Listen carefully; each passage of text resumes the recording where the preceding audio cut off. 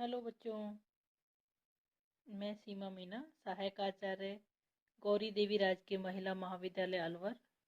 मैं आपको आपका जो द्वितीय वर्ष का प्रथम प्रश्न पत्र है वो पढ़ा रही हूँ।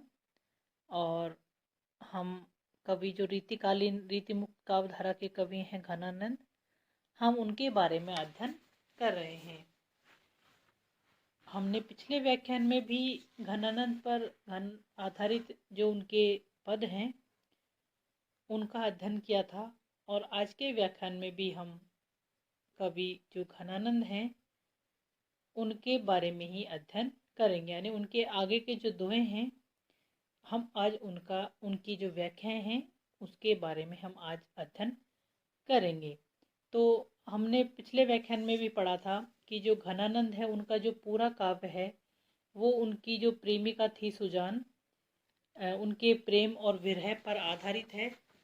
और सुजान के माध्यम से वो कृष्ण को संबोधित करते हैं, कृष्ण के माध्यम से वो सुजान को संबोधित करते हैं। और इसी तरह जो आज का हमारा व्याख्यान है वो घनानंद के जो आगे के पद हैं उन्हीं पर आधारित है। तो उसके लिए आपको आपका जो रीतिकालीन काव्य संकलन की पुस्तक है उसका पेज नंबर 56 आपको देखना है। उसका जो पद है पांचवा, आसही आकाश मधी अवधि गुण बढ़ाए, चौपनी चढ़ाए दीनों कीनों खेल सोए है।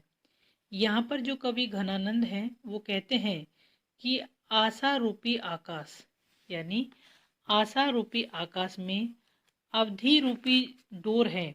आशा रूपी आकाश को आशा रूपी आकाश में अवधि रूपी डोर को बढ़ाकर चौपनी यानी चाव के साथ, जो कौन है चाव के साथ, उमंग के साथ, जो उनके प्रियतम है चाव के साथ उसको चढ़ाकर प्रियतम है जो उनका पतंग खा सक कीनों खेल सोए है।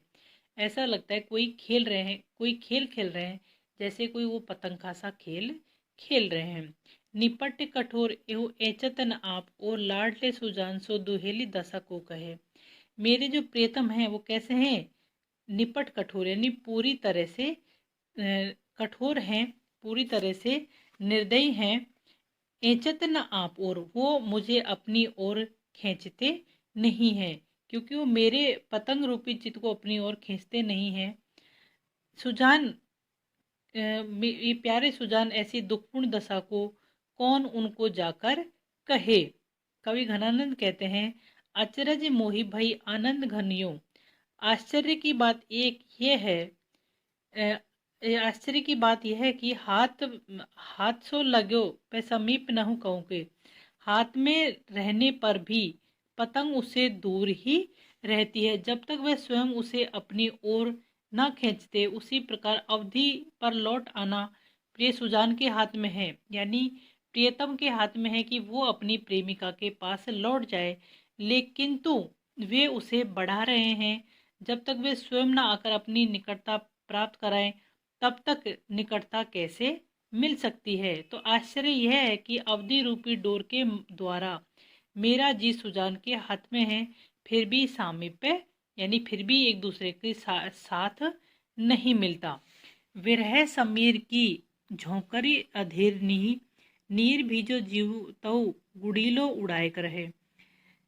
विरह रूपी वायु के झोंके से, विरह रूपी वायु के झोंके से अधीर यानी चंचल, विरह रूपी वायु के झोंके से चंचल होकर अर्थात अधीर होकर प्रेम के जल में भीगा हुआ होने पर भी जो मेरा मन है, जो मेरा चित्त है, वो पतंग के समान उड़ा उड़ा ही रहता है, स्थिर नहीं रहता।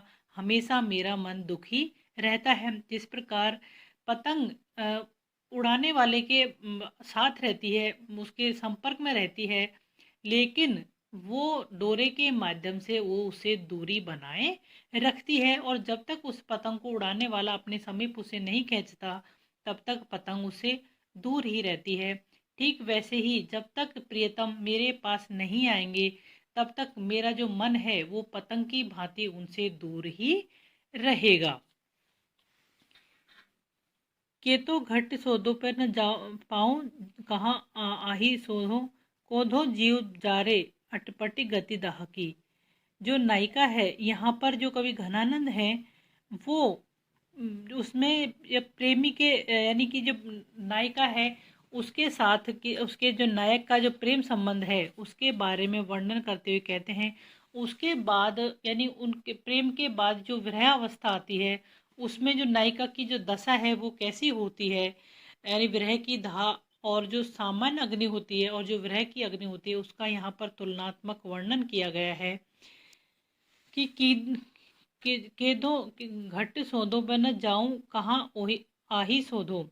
विरहणी जो नायिका कहती है कि हे सखी, जितना ही शरीर में खोजती हूँ, सोधो यानी खोजना, जितना ही शरीर में खोजती हूँ पता नहीं चलता कि मेरे जीव को कौन जला रहा है। को धो जीव जा रे, कौन मेरे जीव को जा रहा है यानी जला रहा है। अटपटी गति दाह की, यह आग कहाँ से जल रही है, इस जलन की गति बड़ी विचित्र है।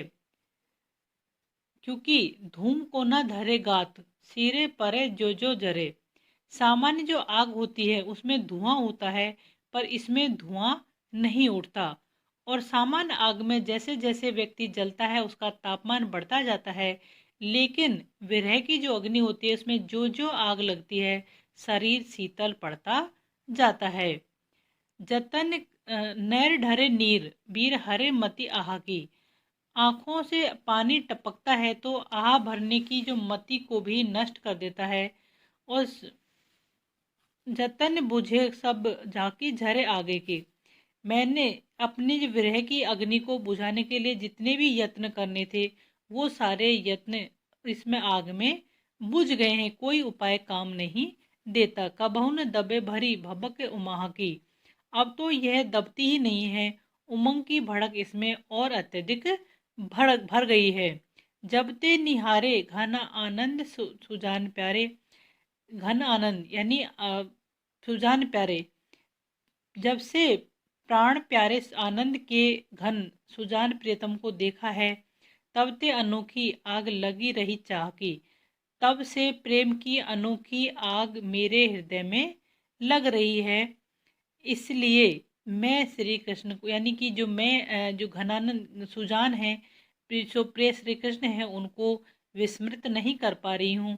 और वो उन दोनों यहाँ पर जो नायक और नायिका यानी जो विरह है उसमें जो साधारण अग्नि है और जो विरह की अग्नि है उस दोनों का तुलनात्मक वर्णन है कि विरह की आग में शरीर है वो ठंडा पड़ता जाता है और जो सामान्य अग्नि है उसमें तापमान अत्यधिक बढ़ता जाता है, वहाँ धुआं उठता है और यहाँ विरह की अग्नि में किसी प्रकार का कोई धुआं नहीं उठता। चोप चाह चावनी चकोर भयो चाहत ही सुषमा प्रकाश मुख सुधाधर पूरे को। यहाँ पर जो नायक नायिका है यहाँ पर नायक और नायिका के प्रेम का वर्णन किया गया है। प्रेम यानी कि उनके मन पर उसके मन यानी उसके चंद्रमा के समान उनके मुख को देखते हैं और पूरी तरह से उस पर मुग्ध हो जाते हैं, लेकिन जल्दी ही उनके जीवन में वियोग होने से मन हमेशा व्यथित रहने लगता है, दुखी रहने लगता है। तो उसी दशा का यहाँ पर वर्णन किया गया है। चोप चाह चावनी चकोर भयो चाहत ही सुषमा प्रकाश मुख सुधाधर पूरे हो, कि रूप सौंदर्य रूपे प्रकाश या कांति से प्रियतम का जो मुख चंद्र है वो आलोकित रहता है। यानी प्रियतम का जो मुख है वो कैसा है, चंद्रमा के समान है और वो हमेशा आलोकित रहता है यानी चमकीला रहता है। और उस पे मेरा मन बड़े चाव से चकोर की भांति हमेशा उसको देखने की लालसा यानी जो व्याकुलता है आकुलता है वो हमेशा एक टक लालसा बनी रहती है मुख अपने प्रियतम के मुख चंद्र को देखने के लिए। कहाँ कहो कौन कौन विधि के बंधनी बंधो, मेरा मन है वो किस प्रकार से पता ही नहीं चला कि मेरा मन किस प्रकार से प्रियतम के मुख सौंदर्य को देखने की जो तीव्र इच्छा है उसमें किस प्रकार से बंध गया है। सु कशो न उक्षो बनाओ लखी जूरे को, ऐसा लगता है कि मेरा मन प्रियतम के जूड़े की बनावट अर्थात गूथ के विशिष्ट ढंग को देखकर उस पर किस प्रकार से बंधाव बंध गया है।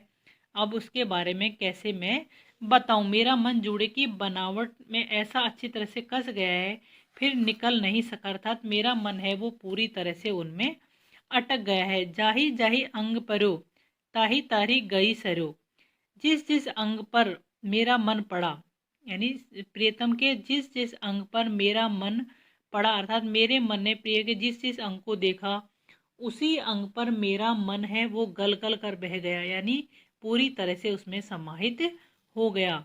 हरे बल बापुरे अनंग दल चूरे चूरे को, ऐसा लगता है कि कामदेव की सेना के द्वारा चूर चूर किए गए बेचारे मन का सारा बल नष्ट हो गया है। अब बिन देखे जान प्यारे को आनंद घन, मेरो मन भव भटू पात है बघूरे को। मेरा मन है वो कैसा हो गया है, शक्तिहीन हो गया है, अपना उस पर वश नहीं चलता। घनानंद कहते हैं कि अत्यंत आनंद प्रदान करने वाले, घनानंद अत्यंत आनंद प्रदान करने वाले प्रिय सुजान को बिना देखे व्यथित मेरा मन बवंडर में पड़े हुए पत्ते की भांति समान हमेशा चक्कर खाता रहता है। जैसे धुआं जो हवा का बवंडर उठता है उसमें कोई चीज़ फंस जाती है तो वो हमेशा चक्कर खाती रहती है। इसी प्रकार जो मेरा मन है वो प्रियतम के जो मुख चंद्र यानी सौंदर्य पर पड़ा है, तब से उसी में हमेशा फंसकर रह गया है। एरे वीर पौन तेरो सब और गुण, अब जो नायिका है वो अपने विरह के कारण अत्यधिक दुखी है और वो संदेशवाहक के रूप में जो वायु को अपना दूत बनाती है और उसे निवेदन करती है कि तेरा तो सब जगह आना जाना रहता है, तू जाकर और कुछ नहीं कर सकती तो मेरे प्रीतम की जो रज धूल यानी कि मेरे प्रीतम की जो पैरों की धूल है उसी को लाकर मुझे दे दे, जिससे मैं अपना जीवन यापन कर सकूं। एरे वीर पौन तेरो सब और गुण, हे वो नायिका कहती है कि हे भाई पवन, तुम्हारा इस धरती पर सर्व और गमन होता है, अर्थात तुम सर्वत्र आ जा सकते हो। इसलिए अपनी बहन अर्थात मुझ विरहिणी मेरी वेदना व्यथा का बीड़ा उठाने वाले तुम्हारे अलावा और कौन हो सकता है। बीरी तो सो और कौन मन ढर को ही बानी दे, ऐसा और कौन है जो मेरे मन की व्यथा को जाकर मेरे प्रियतम के साथ कह सके, और भी ऐसा कोई मुझे नजर नहीं आता। क्योंकि मन ढरे बानी दे, क्योंकि तुम ही ऐसे हो जो मेरे मन को, दुखी मन को थोड़ा सुख प्रदान करने वाले हो, मन को स्नेहपूर्ण वाणी से संतुष्टि देने वाले हो।